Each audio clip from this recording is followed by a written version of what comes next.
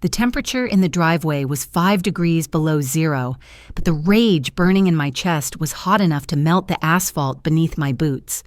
I had just spent 22 hours in transit flying commercial from a logistics hub in Singapore to Seattle, then driving a rental car across the icy pass to Spokane. My eyes felt like they were packed with sand, and every muscle in my back was locked in a spasm of exhaustion. All I wanted, all I had fantasized about for the last 6,000 miles, was the silence of my own home. I wanted to unlock the front door of the lakeside craftsman house I had bought 3 years ago, turn up the thermostat, and sleep for a week. Instead, I was staring at a parking lot. My driveway, which should have been empty, save for my stored Jeep, was jammed with luxury vehicles. There was a matte black G-Wagon blocked in by a white Range Rover. A Porsche Cayenne was parked crookedly on the lawn. I paid a landscaping crew $200 a month to maintain. The house itself was vibrating. I could feel the bass thumping against the soles of my feet, even from the street. Every light in the house was blazing, casting long, festive shadows across the snow. Through the sheer curtains of the living room bay window, curtains I had hand-selected from a textile market in jagged silence, I saw silhouettes, dozens of them, raising glasses, dancing. I didn't panic. I didn't cry. I work in high-stakes logistics for global shipping lanes. Panic is a luxury I couldn't afford. When a container ship gets stuck in the Suez or a cargo plane loses an engine over the Pacific, you don't cry. You assess, you calculate, you execute. I pulled my phone out and checked the date. December 24th, Christmas Eve. My parents knew I was coming home. I had emailed them my itinerary weeks ago. They knew I needed rest. They knew this house was my sanctuary. The one thing I owned that wasn't transient, the one place where I wasn't Jade the manager or Jade the fixer, but just Jade. I walked up the front steps, stepping over a discarded cigarette butt smoldering on my welcome mat. The wreath on the door wasn't the simple pine one I stored in the attic. It was a gaudy, gold-sprayed monstrosity that looked like it cost more than my first car. I didn't bother knocking. I put my key in the lock. It didn't turn. I frowned, tried again, jiggling it. It wouldn't budge. They had changed the locks. A cold, metallic taste filled my mouth. This wasn't just a party. This was an occupation. I walked around to the side of the garage to the keypad I had installed for emergencies. I punched in my code. Flash red. Denied. I punched it in again. Denied. My heart rate dropped steady and slow the way it always did before a storm. I walked to the back patio. The sliding glass door was unlocked, cracked open slightly to let out the smoke from the party inside. I slid it open and stepped into my own kitchen. The smell hit me first expensive perfume, stale champagne and truffle oil. The kitchen island, my beautiful quartz island where I drank my coffee in peace, was covered in catering trays. Half-eaten shrimp tails were scattered on the counter. A stranger in a velvet blazer was leaning against my refrigerator, laughing at something on his phone. He looked up, saw me in my heavy winter coat and travel-worn boots, and frowned. "Service entrance is round the side," he slurred, waving a hand at me. "Caterers aren't supposed to be in the main area during toasts." I ignored him and walked into the living room. The noise was deafening. There were at least 50 people crammed into the space. I recognized my parents' friends, the country club crowd that looked down on anyone who actually worked for a living. And I recognized her crowd, the influencers, the hangers-on, the squad. And there, standing in front of the fireplace holding a microphone, was my father, Richard. He was wearing a tuxedo in my living room. Beside him, draped in a silver sequin dress that caught every light in the room, was my younger sister, Tiffany. "Attention, everyone!" Richard's voice boomed through the speakers set up in the corners of the room. "If I could have a moment of silence for the woman of the hour!" The room quieted down, faces turning toward the fireplace. My mother, Linda, was sitting in my favorite armchair, beaming like she was watching a coronation. She dabbed at her eyes with a cocktail napkin. "To my beautiful daughter, Tiffany." Richard continued raising a crystal flute of champagne. For years, she has struggled to find her footing in a world that didn't appreciate her genius. She tried fashion, she tried interior design, she tried life coaching, and we, her family, have always stood by her. But tonight, she stands on her own 2 feet. Tiffany squealed, doing a little shimmy that made her sequins rattle. "Stop it, Daddy, you're making me cry." She giggled into her own microphone. Tonight, Richard announced, puffing out his chest, we are celebrating the launch of Tiff Luxe Lifestyle, her new brand. And we are celebrating her financial independence, no more debt, no more loans. She is starting fresh with a fully funded capital account of $400,000. The room erupted in applause. "How did she do it?" someone shouted from the back. Richard grilled a shark-like baring of teeth. She had a little help from an angel investor, a silent partner, you might say. He winked. We liquidated a distressed asset to give our golden girl the golden parachute she deserves. Distressed asset. The words hung in the air, heavy and poisonous. I stepped out from the shadow of the hallway. I didn't shout. I didn't scream. I just projected my voice the way I did when I had to command a dockyard full of crane operators. Is that what I am now, Richard A. Distressed Asset? The silence that fell over the room was instant and violent. It was as if I had sucked all the oxygen out of the space. 50 heads turned in unison.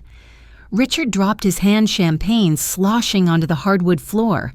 Tiffany's smile froze, then twisted into a look of annoyance like I was a stain on her dress. Linda gasped, clutching her pearls. "Jade," my mother whispered, you're in Singapore."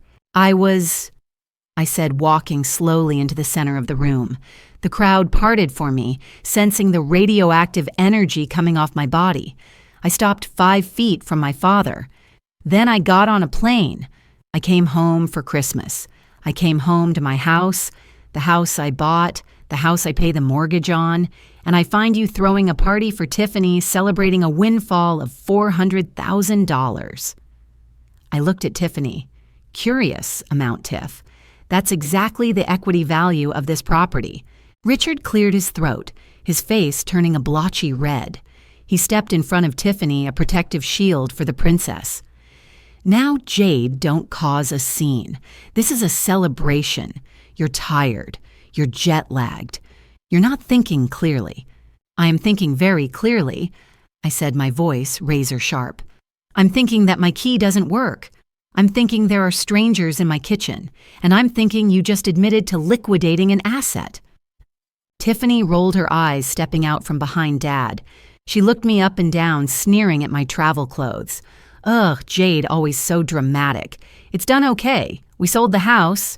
It's sold. Closed. Done deal." I looked at her, then at the room. "You sold my house." "Our house," Richard corrected loudly, trying to regain control of the audience.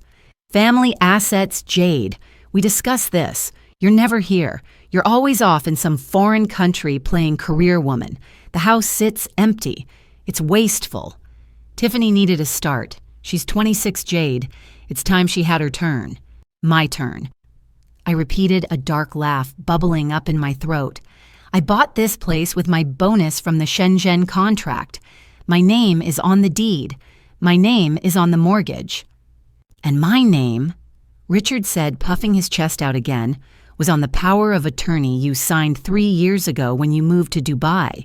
Remember, in case of emergencies, in case bills needed to be paid." "That was for utilities," I said, my voice dropping to a dangerous whisper. "That was so you could sign for packages and handle the water bill if a pipe burst. It wasn't permission to sell my home out from under me. It was a general durable power of attorney." A voice came from the sofa. I turned. A man in a sharp gray suit stood up. I recognized him immediately. Chase Manning, my father's golfing buddy and a shady real estate broker who had lost his license twice in the 90s. "Perfectly legal, Jade. Richard acted as your attorney in fact. He signed the deed transfer last week. The funds were wired this morning. It's a done deal." Linda stood up, rushing over to me, trying to take my hand. I snatched it away. "Honey, please." She pleaded, her eyes wide with that manipulative innocence I knew so well. Don't be selfish. You have a good job. You have money. Tiffany has nothing. She was depressed. She needed a win. We did this for the family. We thought you would be happy to help your sister finally launch her career. By making me homeless? I asked, staring at her. On Christmas Eve, "You're not homeless," Tiffany scoffed, sipping her champagne. "Mom said you can stay in the guest room at their condo for a few days until you fly back to wherever. Besides the new owners, the Sterlings, they're super cool. They said they don't need possession until January 1st, so stop ruining my night." I looked at the Sterlings, a couple in their 40s dripping in gold jewelry sitting on my sofa watching the drama with amused smirks. They were the buyers. They were the ones who paid cash for a house without a title search, probably because Chase Manning offered them a sweetheart deal to move fast. "You used my house." I said the words, tasting like ash. "You used my credit, my equity, my hard work, to fund—" I gestured at Tiffany. "A lifestyle brand." "It's an investment," Richard shouted, losing his temper. "And it's done. The money is in Tiffany's LLC account. It's protected. You can't touch it. You want to sue me? Go ahead. Sue your own father. See how that looks to your corporate bosses. Logistics manager sues dying father. Yeah, that's right. My blood pressure is up, Jade. You're killing me with this stress." "So that's it," I said, looking around the room at the 50 silent witnesses. "I'm the villain. I'm the selfish sister. And you're the heroes. We did what was necessary," Richard spat. "Now either grab a glass and toast your sister's success or get out. This is a private party for the owners and their guests. You're trespassing." Trespassing in the house I built. The rage that had been hot turned suddenly frighteningly cold. It settled into my bones, steadying my hands. I looked at the power of attorney documents sitting on the coffee table, proudly displayed next to Tiffany's brochures. I looked at Chase Manning smirking. I looked at the Sterlings who thought they had just bought a waterfront property for a steal. And I looked at my family, the people who were supposed to protect me, who had instead cannibalized me the moment my back was turned. I didn't scream. I didn't flip the table. I smiled. It wasn't a nice smile.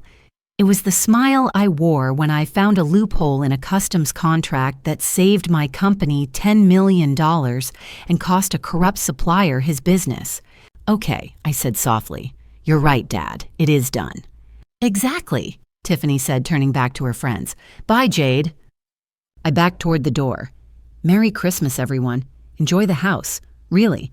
Make yourselves comfortable." I walked out of the living room, past the caterer in the kitchen, and out into the freezing night. The wind bit at my face, but I didn't feel it. I walked to my rental car, the snow crunching under my boots. I sat in the driver's seat and locked the doors. The party music was still thumping, the bass vibrating the rearview mirror. Before I tell you my plan and exactly how I made sure this was the last party they would ever throw, make sure you are subscribed. You're going to want to see how this ends. I pulled my phone out. My hands weren't shaking. I dialed a number I had saved as Doomsday. It rang once. "Marcus," I said when the deep voice answered. "Jade, it's 2 a.m. Are you okay?" "No," I said, watching the silhouette of my father laughing in the window of my house. "They did it. They actually did it. They sold the house using the POA." Marcus was silent for a beat. Then I could hear the smile in his voice. "The POA you revoked 6 months ago. The one we filed with the county clerk and sent certified notice of to every bank in the state. The very same," I said. "And Marcus, they transferred the deed." "Jade," Marcus said, his voice dropping an octave. "Please tell me you didn't tell them about the trust." "I didn't say a word," I whispered. "They think the house was still in my name. They don't know it belongs to JAD Holdings." "Oh my God." Marcus laughed a dark, beautiful sound. "That means Richard just sold a property he doesn't have authority over to buyers who didn't do due diligence and wired the proceeds to a third party. That's not just a civil dispute, Jade." "I know," I said, putting the car into gear. "It's federal wire fraud, grand larceny, and identity theft." "What do you want to do?" Marcus asked. "I can have the sheriff there in 20 minutes. "No," I said, watching Tiffany raise her glass again. Let them have their night. Let them spend the money. Let them dig the hole so deep they can never climb out. I want them to feel safe. I want them to think they won. I backed the car out of the driveway, leaving the tire tracks in the fresh snow. Start the paperwork, Marcus. File the writ of possession. But don't serve them yet. I want to wait until the check clears. You're cold, Jade, Marcus said. I know, I replied, driving away into the dark, silent night. I learned from the best. The hotel room smelled of industrial cleaner and stale cigarette smoke, a sharp contrast to the pine and cinnamon scent of the home I had just been exiled from. I sat on the edge of the stiff mattress. My laptop opened the blue light of the screen, illuminating the dark room. It was 3:15 a.m. on Christmas morning. While my family was likely passing out in their guest rooms, dreaming of the wealth they had just stolen, I was assembling the dossier that would end them. Walk me through the timeline again, Jade, Marcus said. His voice came through the speakerphone, crisp and alert. He was in his office in Chicago, 3 time zones ahead, already billable. 3 years ago, before I deployed to the Dubai logistics hub, I signed a general durable power of attorney naming Richard Reynolds as my agent. I said, staring at a scanned PDF on my screen. It was standard. It allowed him to handle banking tax filings and property management in my absence, but there was a clause 14B, that specifically required written consent for any real estate transaction over $10,000, which they obviously didn't get, Marcus noted. No, but it gets better, I said, opening a second folder. 6 months ago, I noticed a withdrawal of $5,000 from my checking account. Dad said it was for emergency roof repairs. I had my neighbor check. The roof hadn't been touched. I realized then that he was testing the waters. So on June 14th, I formally revoked the power of attorney. I filed the revocation with the Kootenai County Recorder's Office. I sent certified copies to my bank. I even sent a copy to Richard's email, though I know he never checks his spam folder. So the POA they waved around at the party tonight is a worthless piece of paper, Marcus said. It's a forgery by omission.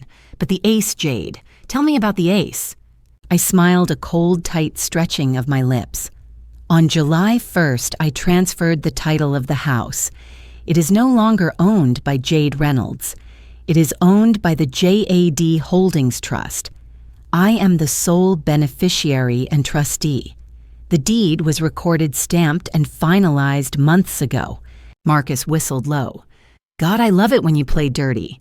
So Richard Reynolds tried to sell a property he doesn't own using a power of attorney that doesn't exist to buyers who paid cash without a title search. Chase Manning expedited it, I explained. He probably told the Sterlings that because it was an intra-family transfer facilitated by a POA, they could skip the title insurance and save $5,000 in closing costs. He greased the wheels to get his commission before the holidays. They wired the money directly to Tiffany's LLC to avoid processing delays. It's a mess of negligence, fraud, and stupidity. It's not just a mess, Jade. Marcus said, his voice dropping into that predatory tone he used right before destroying a witness on the stand. It's a felony. Several, actually. Obtaining money by false pretenses, wire fraud, identity theft, and for Tiffany. If she spends a dime of that money knowing it came from a fraudulent sale, she's looking at receipt of stolen property. She's already spending it, I said. I minimized the legal documents and opened Instagram. Tiffany's story circle was glowing red. I clicked it. The first clip was her popping a bottle of Dom Perignon in my kitchen. The caption read, CEO Energy, New Beginnings, Debt-Free Boss Babe. The next clip was a screenshot of a bank balance for $15,000. She hadn't even bothered to blur the account number. The third clip was the worst. It was a video of her and Linda browsing the Hermes website on an iPad. Mommy says I deserve the Birkin Tiffany's voice squealed in the video. Linda laughed in the background, holding a glass of wine. You worked so hard manifesting this, honey. The universe provides. The universe didn't provide that, I whispered to the empty hotel room. My 80-hour work weeks provided that. My sacrifices provided that. I can freeze the accounts now, Marcus offered. I can get an emergency injunction from the duty judge. We can stop the bleeding by sunrise." "No," I said instantly. "Let them bleed out. If we stop it now, they can claim it was a misunderstanding. They can say they intended to pay me back. They can play the confused elderly parents card. But if Tiffany spends that money, if she signs leases, buys cars, and burns through that cash, then it's not a mistake. It's a lifestyle built on crime. I want the receipts, Marcus. I want the debt to be irrevocable." "You want total destruction," Marcus stated. It wasn't a question. "I want them to feel exactly as helpless as I did when I walked into that living room," I replied. "Draft the eviction notice, draft the civil complaint, but keep them in the holster. I'm going to let them enjoy Christmas." I didn't sleep. I spent the next 6 hours monitoring their digital footprint. By 10 a.m. on Christmas morning, Tiffany had purchased 2 business-class tickets to Cabo for content creation, put a deposit down on a downtown loft for her office, and bought a certified pre-owned Range Rover. She was moving fast, likely terrified that the money would vanish if she didn't convert it into material goods immediately. My phone buzzed with a text from Linda. "Merry Christmas, Jade. We're opening gifts at the condo. Dad says you can come by if you're ready to apologize for the drama last night. We saved you a stocking. XOXO." I stared at the screen. The audacity was breathtaking. They had stolen $400,000 from me, evicted me from my home, and now they were offering me a stocking if I apologized. I didn't reply. I simply took a screenshot and added it to the folder labeled Evidence. At noon, I decided to drive by the house. I needed to see the physical reality of what was happening. I needed to harden my heart against any lingering sentimentality. I parked my rental car 3 houses down behind a neighbor's hedges. The driveway was still full of cars, but now there was a large dumpster in the front yard. My breath hitched. 2 men-day laborers, judging by their attire, were hauling furniture out of the front door. I watched paralyzed as they carried out my dining room set. It was a mid-century modern teak table I had found at an estate sale and restored by hand over 3 weekends. They didn't lift it carefully. They dragged it. One of the legs caught on the door frame, and I saw a chunk of wood splinter off. They heaved it into the dumpster with a sickening crash. Next came my books, boxes and boxes of them, logistics textbooks signed first editions photo albums. They were being tossed into the metal bin like garbage. Then Linda came out onto the porch. She was wearing a new fur coat, probably an early Christmas gift from Tiffany's Windfall. She pointed at the dumpster, directing the men. She was overseeing the erasure of my existence. She wasn't saving my childhood photos. She wasn't storing my expensive furniture. She was trashing it to make room for the Sterling's tackier taste. I felt a tear slide down my cold cheek, but I wiped it away angrily. This was good. This was necessary. Every item they destroyed was another digit added to the damages lawsuit.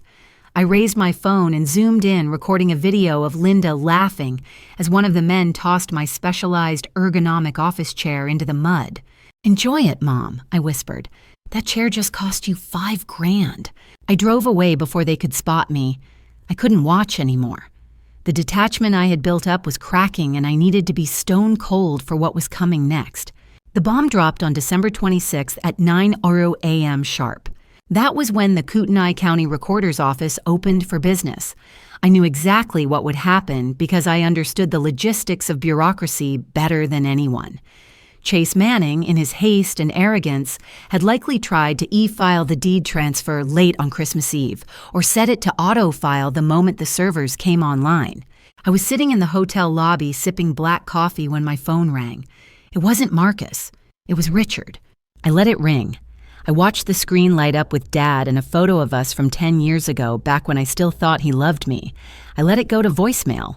2 minutes later, it rang again. Then a text, "Call me, now." Then another, "There's a problem with the paperwork, pick up." Then another, this time in all caps, "Jade, this is serious, pick up the phone." I waited another 30 minutes. Let him sweat. Let the panic set in. Let him try to explain to the Sterlings why the county clerk had just rejected their deed transfer with a big red invalid grantor stamp. Finally, at 9:45 a.m., I answered. "Hello?" I said, my voice calm and bored as if I were answering a telemarketer. "Jade." Where the hell are you? Richard's voice was high-pitched, tight with terror. I could hear shouting in the background. A woman's voice, Mrs. Sterling, screaming something about fraud. I'm at a hotel, Richard. I'm preparing to fly back to Singapore. I figured since I don't have a home anymore, I might as well go back to work. You can't leave, he shouted. You have to come here, right now. Why would I do that? I asked, taking a slow sip of coffee. I'm trespassing. Remember, you told me to get out. There's a glitch, Richard stammered. The arrogance from the party was gone, replaced by the desperate wheedling of a cornered rat. The county. They rejected the deed. They're saying the power of attorney isn't valid. Oh, I said. That's strange. It's a clerical error. He insisted, though his voice wavered. Chase says it's just a computer mix-up, but the Sterlings are freaking out. They need you to sign a quitclaim deed, just to clear it up. Since you're here, you can just sign it directly and we don't need the POA. It's a simple fix. A quitclaim deed, I repeated. You want me to sign over my rights to the property, again. It's just a formality, Jade. The money is already... Look, the deal is done. We just need the paper to match the money. Come over. Bring your notary ID if you have it. Just come sign the paper. And if I don't, Jade don't play games. He snapped, the anger bleeding through the fear. The Sterlings paid cash. They renovated the kitchen yesterday. They tore out the cabinets. If the deed doesn't record, they can sue us. They can sue me. They tore out the cabinets. I asked, my grip on the phone tightening. My custom oak cabinets. They're upgrading, Richard yelled. Who cares about the damn cabinets, Jade? Listened to me. Chase is here. He says if you don't sign, it's fraud. You have to sign to protect the family. To protect the family, I echoed. You mean to protect the money Tiffany has already spent? There was a silence on the line. Heavy, guilty. She invested it, Richard said weakly. She bought a Range Rover, Dad. I saw the Instagram post. She needs a company car, he exploded. Stop being so petty. Are you coming or not? I'm busy right now, I said. I have a meeting with my financial advisor. Financial advisor, you're unemployed, you're homeless.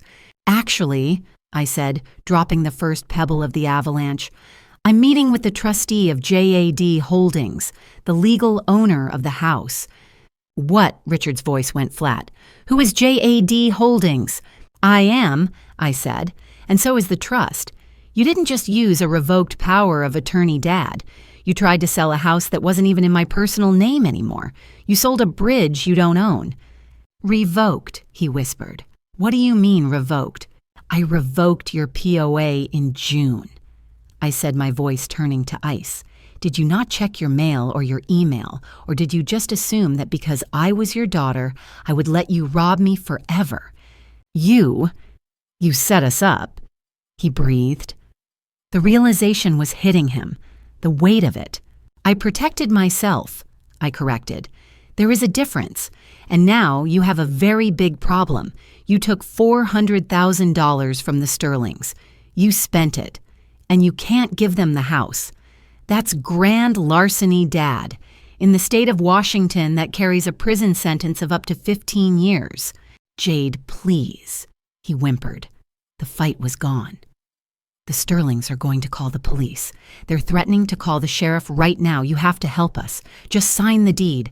Please, I'll pay you back, I swear. We'll set up a payment plan. A payment plan. I laughed. With what income you're retired? Tiffany is a lifestyle coach with 0 clients. You have nothing I want. I'm your father, he wailed.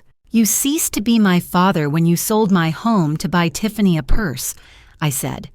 Put Chase Manning on the phone. He's right here.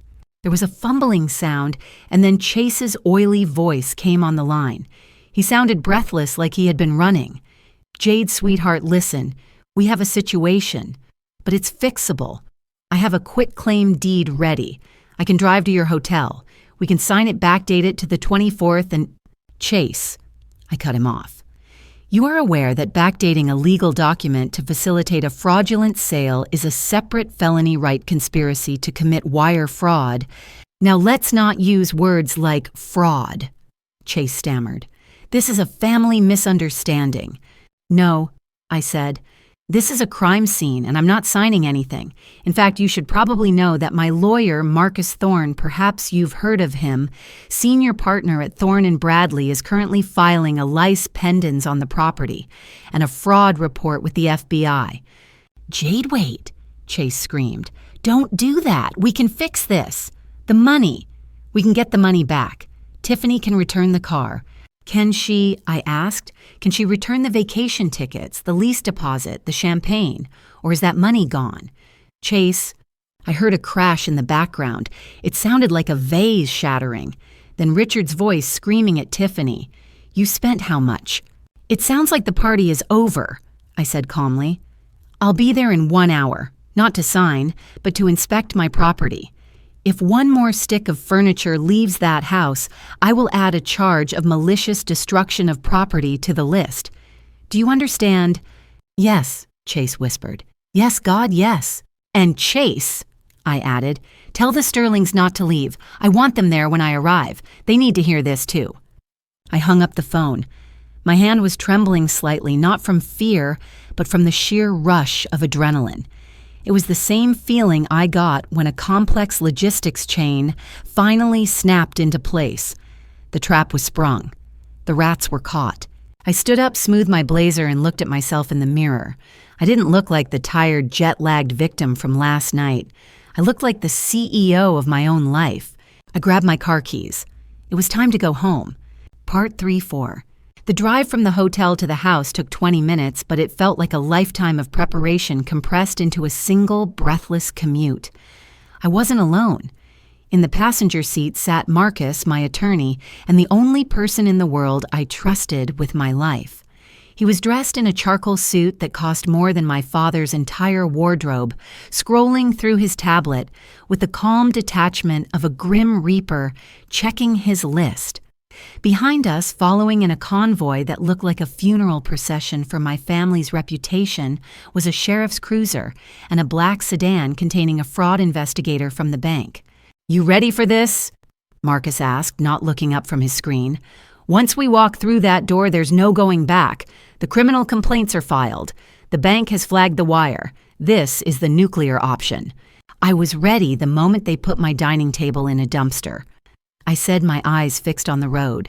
The snow was falling harder now, covering the world in a clean white sheet, but nothing could cover the mess waiting for us at the lake house.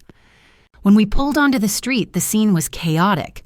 The sold sign Chase Manning had triumphantly planted in the yard was leaning crookedly against the fence. The dumpster was still there, overflowing with the debris of my life, but the atmosphere had shifted from celebration to crisis. The Sterling's Range Rover was parked diagonally across the lawn, blocking the garage, as if they were trying to physically prevent anyone from leaving. The front door was wide open despite the freezing temperature, and shouting could be heard from the street. I parked the rental car and stepped out. The cold air hit my face, sharpening my senses. I adjusted the lapels of my coat, checked my phone one last time to ensure the recording app was running, and nodded to the sheriff's deputy who was stepping out of his cruiser. "Let's go," I said. We walked up the driveway in a phalanx, the neighbors alerted by the shouting, and the police lights were peeking out from behind their curtains. I didn't care. The shame wasn't mine to carry anymore. As we reached the porch, the shouting became intelligible. "You told us the title was clear." That was Mr. Sterling, his voice cracking with rage. "You said the delay was just the holidays. My guys just ripped out $20,000 worth of cabinetry. Who is paying for that Richard? Who—" "I told you it's a glitch." My father's voice was desperate, shrill. "Jade is coming. She's on her way. She'll sign the quitclaim and it'll all be fine. She's reasonable. She's family." I stepped through the doorway, my heels clicking loudly on the hardwood floor, the floor I had paid to refinish 3 years ago. "I wouldn't bet on that, Richard," I announced. The room froze. It was a tableau of disaster. The beautiful, open-concept living room was littered with construction tools. A sledgehammer rested against the wall. The kitchen was a war zone. My oak cabinets were indeed gone ripped from the walls, leaving gaping holes and exposed drywall. Dust covered everything. Richard spun around. He looked 10 years older than he had the night before. His face was gray, his eyes wild. Linda was sitting on the sofa, the new sofa the Sterlings had moved in, sobbing into a handkerchief. Tiffany was pacing by the fireplace, furiously typing on her phone, looking like a cornered animal. Chase Manning stood by the window, sweating profusely despite the draft. And the Sterlings, they looked at me not with hostility, but with the confusion of predators who had suddenly realized they were the prey. Jade. Richard cried out, rushing toward me, arms outstretched. "Thank God you're here. Tell them this is just a big misunderstanding. Tell them you're signing the deed." I sidestepped him, letting his momentum carry him past me. He stumbled, catching himself on a sawhorse. "I'm not signing anything," I said, my voice projecting clearly to the back of the room where the sheriff stood. "And I'm not here to save you." "Then why are you here?" Mrs. Sterling demanded, stepping forward. She was clutching a designer bag, her knuckles white. "We paid cash for this house. We have a contract. We have keys." "You have a contract with a man who doesn't own the property," Marcus said, stepping up beside me. He opened his briefcase and pulled out a thick stack of documents. "My name is Marcus Thorne. I represent JAD Holdings Trust, and you are currently trespassing on trust property and engaging in the destruction of private assets." Trust. Mr. Sterling looked at Chase Manning. "You said she owned it. You said she was overseas and the father had power of attorney." Chase wiped his forehead with a shaking hand. I thought she did the title search. We skipped it to save time. You said you wanted to close by Christmas. It was a rush deal." "You skipped the title search because you knew it wouldn't clear," I said, looking Chase dead in the eye. "Because you knew my father's power of attorney was revoked 6 months ago." "Revoked." Tiffany stopped pacing, her head snapped up. "What do you mean, revoked?" "I mean," I said, turning to my sister, "that the paper Dad signed to sell this house was worthless. It was a forgery by omission, and since the house belongs to a trust, he never had the right to sell it in the first place, which means—" I paused, letting the weight of the words settle on her shoulders. "The $400,000 you received. That's not an inheritance, Tiff. That's wire fraud proceeds." Tiffany's face went white. "But I already spent some of it. I paid off my cards. I leased the showroom." "Then you have committed theft," Marcus clarified. "And since the amount exceeds $10,000 and it crossed state lines via wire transfer, you're looking at federal charges. The FBI takes a very dim view of laundering fraud proceeds through shell companies." The silence that followed was absolute. Then the screaming started. "You scammed us!" Mr. Sterling lunged at Richard, grabbing him by the lapels of his cardigan. "You took our money. We wired $400,000 to your daughter's account. Give it back right now." Richard was shaking his hands, held up in surrender. "I can't. I don't have it. Tiffany has it. Tiffany, give them the money. Transfer it back." Tiffany backed away, hitting the wall. "I can't. It's tied up. The lease required a 6-month deposit. The car, I put $50,000 down on the car. I can't just get it back." "You spent $50,000 in 24 hours. Linda shrieked, looking up from the couch. "Tiffany, you said you were investing it." "I was investing in my image." Tiffany screamed back, tears streaming down her face. "You said it was our money. You said Jade didn't need it. You said she was rich." "I didn't say steal it," Linda wailed. "Actually," I interrupted, my voice cutting through their panic. "You did. I have the recording from last night. We liquidated a distressed asset. Family assets. You conspired to sell my home without my knowledge. You all sat in this room and toasted to it." I looked at the sheriff.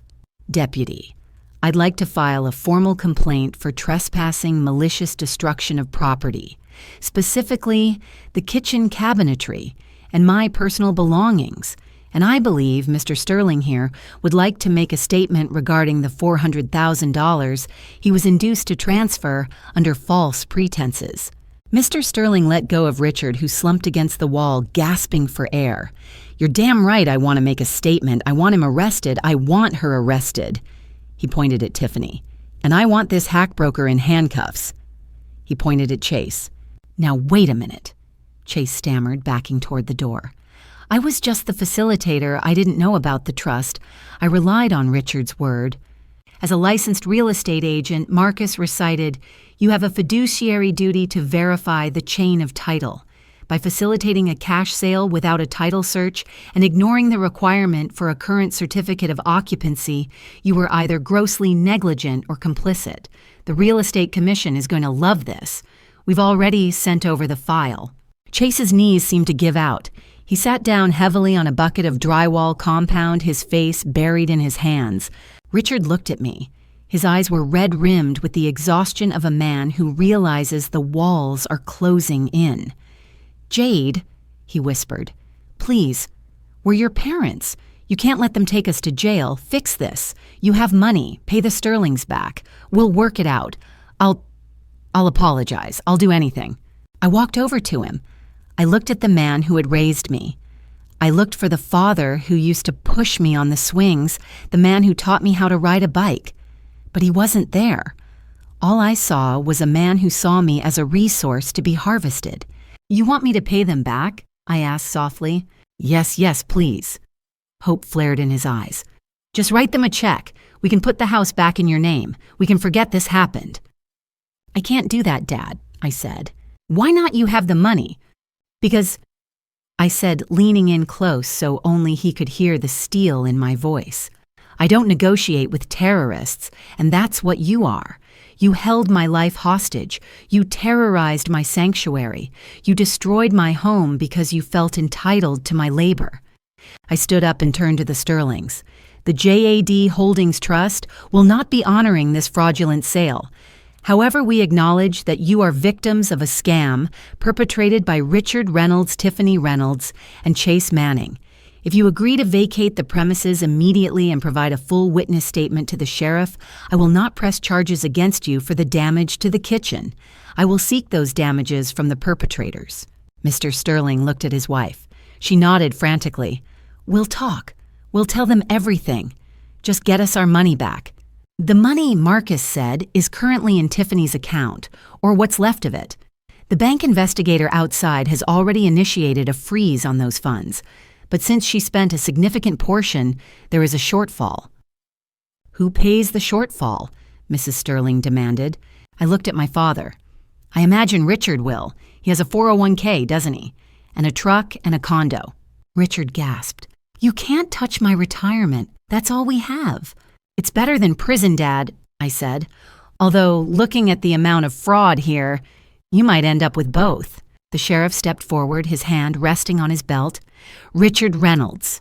Tiffany Reynolds, I'm going to need you to step outside. We have some questions regarding a wire fraud complaint filed by the bank." "No," Tiffany screamed, backing away until she hit the fireplace mantel. "I'm not going to jail. I'm an influencer. I can't have a mugshot. It will ruin my brand." "Your brand is built on stolen money, Tiffany," I said. "It was ruined before it started." The deputy moved in, taking Richard by the arm. My father didn't fight. He looked broken. He looked at me one last time as they led him toward the door. "I did it for the family, Jade. Why couldn't you just share?" "I did share," I said, my voice trembling slightly for the first time. "I gave you 8 years of my life. I gave you my salary. I gave you this house to use for parties, but it was never enough. You didn't want me to share. You wanted to consume me." They let him out. Linda followed, wailing, clutching at the deputy's sleeve, begging him to stop. Then it was Tiffany's turn. She wasn't wailing. She was catatonic. The reality of the world, the real world where consequences exist, had finally crashed down on her. As the deputy guided her past me, she looked at me with eyes that were black with hate. "I hate you," she hissed. "I hope you die alone in this big empty house." "I might be alone," I replied, watching her go. "But at least the house is mine." The Sterlings scrambled to gather their things, avoiding eye contact with me. Chase Manning remained sitting on the bucket, waiting for the second cruiser to arrive for him. Marcus walked over to me and placed a hand on my shoulder. "You okay?" I looked around the room, the destroyed kitchen, the muddy footprints on the carpet, the hole in the wall where the cabinets used to be.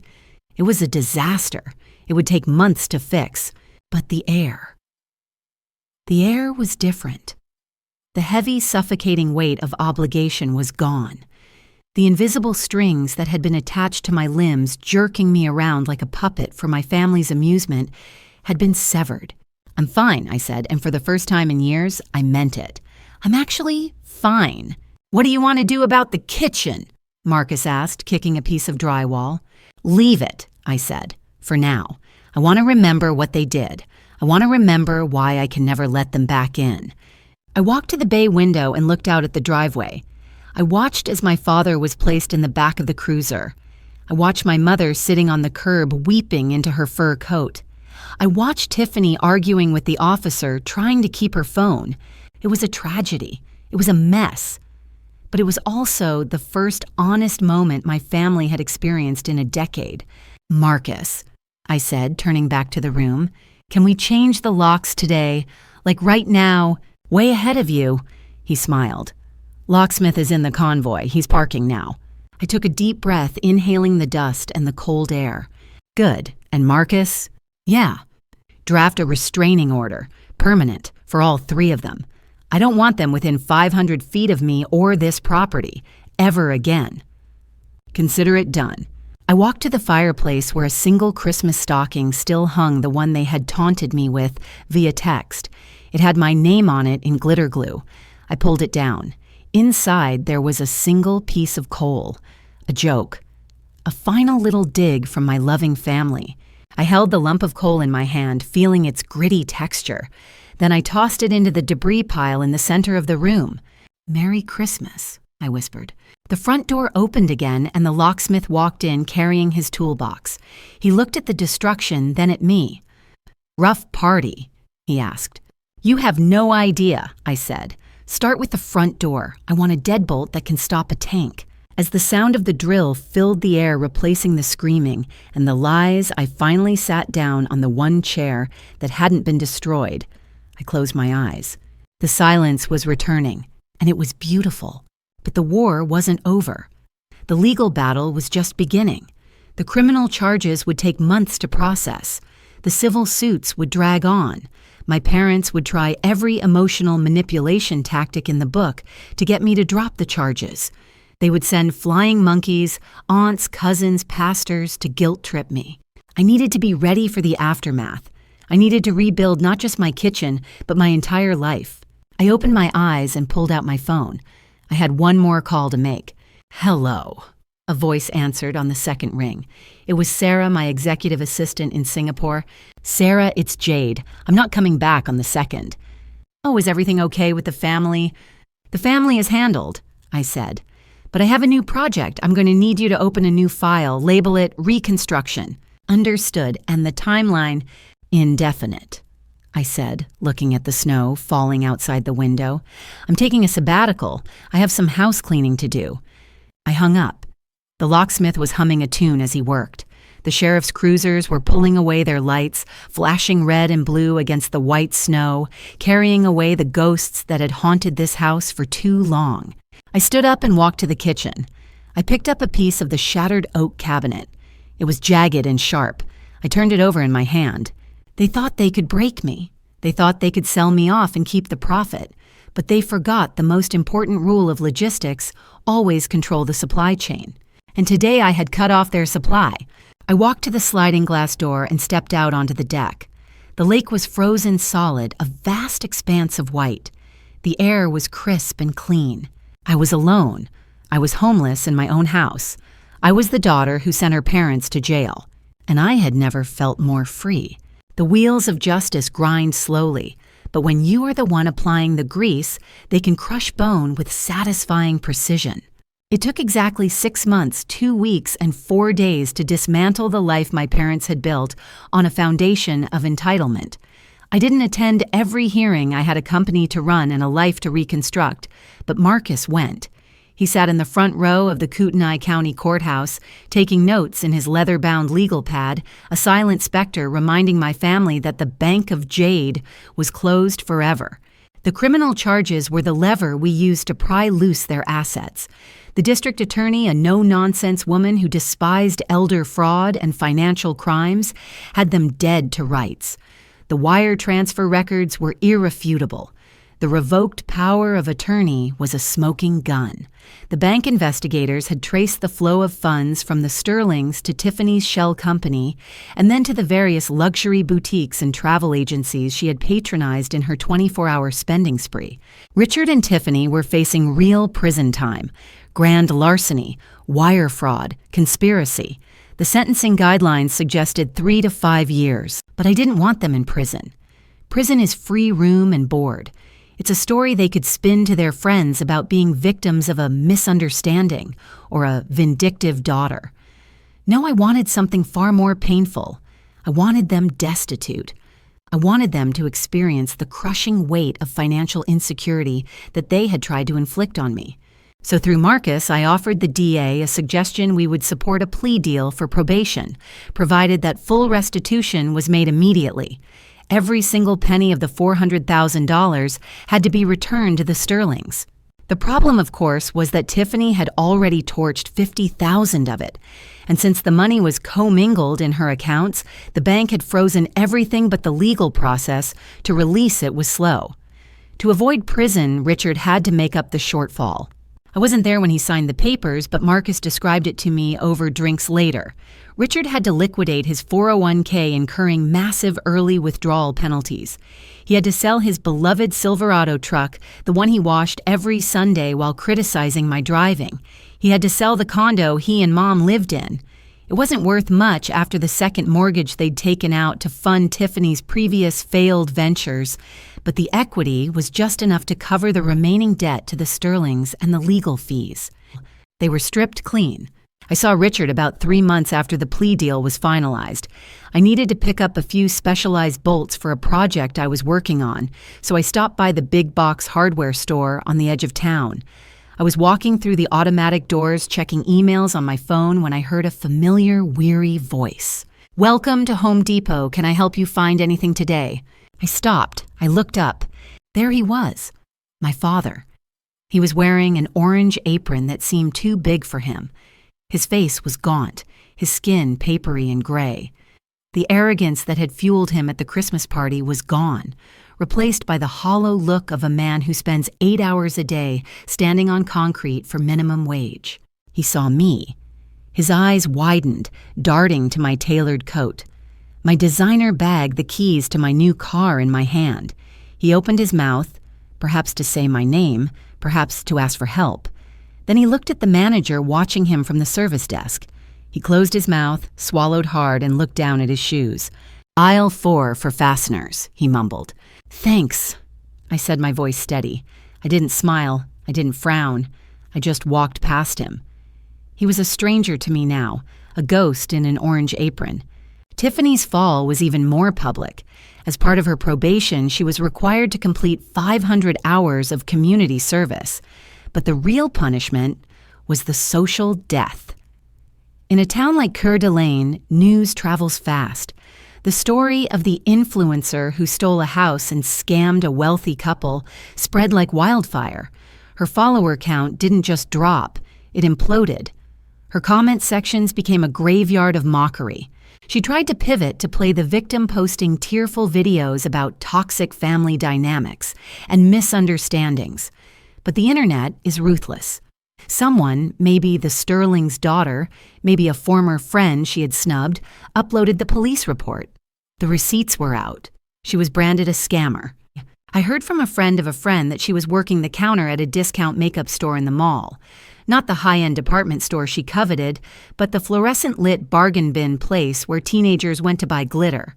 She was living in a studio apartment with 2 roommates taking the bus because the Range Rover had been repossessed the week after the party. As for the house, I kept it for the winter. I wanted to fix the kitchen not for them, but for the house itself. It deserved to be whole again. I hired a contractor to install new cabinets, even better than the ones the Sterlings had destroyed. I repainted the walls covering the scuffs left by the sheriff's deputies and the movers. But when spring came and the ice on the lake began to melt, I realized I couldn't stay. Every time I walked into the living room, I saw the ghost of that party. I saw my mother sitting on the couch drinking wine while I was being robbed. I saw my father holding the microphone toasting to my erasure. The view of the lake was still beautiful, but the air inside was stale with memories I no longer wanted to breathe. I listed it in May. The market was hot, a frenzy of buyers looking for waterfront property. It sold in 3 days for $50,000 over asking all cash to a nice retired couple from California who knew nothing of the drama that had unfolded within those walls. They just saw a beautiful house with a brand new kitchen. I signed the closing papers at the title company, a different one than Chase Manning used, obviously, and handed over the keys. I didn't look back as I drove away. A house is just wood and glass. A home is something you build within yourself, and I was ready to build something new. I took the proceeds from the sale, combined with my savings and the bonuses I had earned from the Singapore contract, and bought a penthouse in downtown Seattle. It was the polar opposite of the lake house. It was on the 42nd floor, a sleek fortress of glass and steel overlooking Elliott Bay. It had no history, no ghosts. No dark corners where family secrets could hide. It was flooded with light, open and airy. I decorated it myself, choosing furniture that was sharp modern and distinctly mine. I bought a new dining table, a massive slab of live-edge walnut, and surrounded it with chairs that no one would ever dare throw in a dumpster. 6 months to the day after the Christmas Eve disaster, I hosted a dinner party. It wasn't a family gathering in the biological sense. There was no obligation, no tension, no walking on eggshells. Marcus was there, of course, loosening his tie and laughing as he recounted the look on Chase Manning's face when the Real Estate Commission permanently revoked his license. Chase was currently being sued by 3 other families for similar negligence. Turns out we were just the ones who caught him. Sarah, my assistant, had flown in from Singapore. She was helping me set up my own consulting firm. I had left the logistics company to strike out on my own, and business was booming. Then there was Elena, a woman I had met in my building's elevator who turned out to be a brilliant architect, and her husband David, a chef who was currently manning my kitchen, teaching me how to make risotto without burning it. We sat around the table, the city lights twinkling below us like a carpet of diamonds. The wine flowed, good wine, bought with my own money, shared with people who actually liked me. To the new place, Marcus toasted, raising his glass. And to the JAD Holdings Trust for financing it. We all laughed. It was a joke now. The trauma had scarified into a story, a battle scar I could touch without flinching. To scorched earth, I added, clinking my glass against his, and to the fertilizer that grows from it. As we were clearing the plates for dessert, the concierge buzzed up. "Ms. Reynolds, there's a letter here for you. It was forwarded from your old P.O. box. It looks personal. Do you want me to bring it up or shred it?" I hesitated. I knew who it was from. I had blocked their numbers, their emails, their social media profiles. I had a restraining order that kept them physically away. But paper has a way of slipping through the cracks. "Bring it up," I said. When the concierge handed me the envelope, I recognized the handwriting immediately. It was my mother's script, loopy and erratic. The return address was a P.O. box in a shoddy part of Spokane. The room went quiet. Marcus watched me, his expression unreadable. Sarah put a hand on my arm. "You don't have to open it," she said. I looked at the envelope. I could feel the manipulation radiating from it. I knew exactly what it would say. It would be a guilt trip. It would be a plea for money. It would be a health scare, designed to reel me back in. "Your father isn't doing well. We can't afford his medication. Tiffany is depressed. We're family. Remember Christmas when you were 6? I thought about the woman who sat on my couch and watched strangers throw my life into a dumpster. I thought about the woman who told me I was selfish for not wanting to be homeless. I walked over to the gas fireplace, a sleek ribbon of flame dancing behind a glass shield. "Aren't you going to read it?" David asked gently. "No," I said. "I already know the ending of that story." I tossed the envelope into the fire. It didn't burn instantly like in the movies. It sat on the ceramic logs for a moment, the edges curling brown. Then the paper caught. The blue ink of my mother's handwriting turned to black ash. The flame licked up the side, consuming the return address, consuming the guilt, consuming the last tether that held me to them. I watched it until it was nothing but gray flakes floating up the flue. I felt a lightness in my chest, a physical sensation of expansion. For 30 years, I had been the scapegoat. I had been the insurance policy, the retirement plan, the fixer. I had been the daughter they kept in the basement of their affection, bringing me out only when something needed to be paid for. But the basement was empty now. The house was sold. The policy was canceled. I turned back to the room. My friends, my chosen family, were waiting for me. Marcus was pouring more wine. Sarah was cutting the cake. Elena was queuing up a playlist. "So," I said, clapping my hands together, "who wants to hear about the new contract in Tokyo? I think I'm going to need a team on the ground." "I'm in," Sarah said instantly. "I can handle the legal," Marcus grinned. "I can design the office," Elena offered.